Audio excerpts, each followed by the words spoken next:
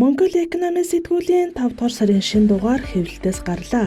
Энэхүү дугаараа банкны ажилтны өдрийг тохиолдуулан банк санхүүгийн салбарын хөгжил, шинжилгээний асуудлыг онцоллоо. Энэ дугаарын онцлог нийтлүүдийн нэг нь банкны салбарын шинэ салхи хаанаас сэвэлцэх вэ гэсэн гарчигтай.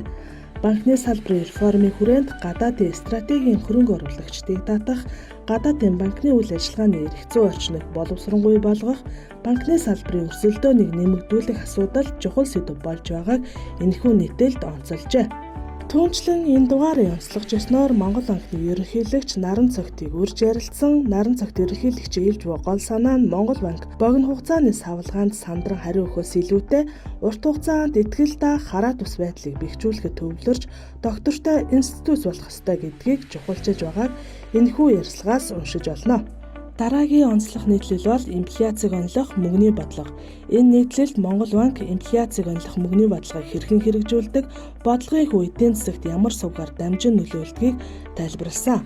Өөрөөр хэлбэл мөнгөний бодлогын ард байдаг судалгаа, шинжилгээ, шийдвэр гаргалтын процессыг уншигчдад ойлгомжтой байдлаар тайлбарласан байна. Энэ дугаард багтсан дараагийн онцлог нийтлэл бол төв банкыг тайван ажилуулъя. Нэрнээсээ эхлээд сонирхол татахын нийтлэлд Монгол банк инфляцтай тэмцэх, иргэдийн худалдаа авах чадварыг хамгаалах зорилгоо илүү тодорхой болгож, төв банк улс төр болон төсвийн богино хугацааны нөлөөллөөс ангид ажиллах эрх зүйн орчныг бүрдүүлэхээр зоржуудлаар өгүүлжээ. Банкны салбарын өөрчлөлт өнөөдөр зөвхөн шинэ аппликейшн, цахим үйлчилгээний тухай яриа байхаа болжээ.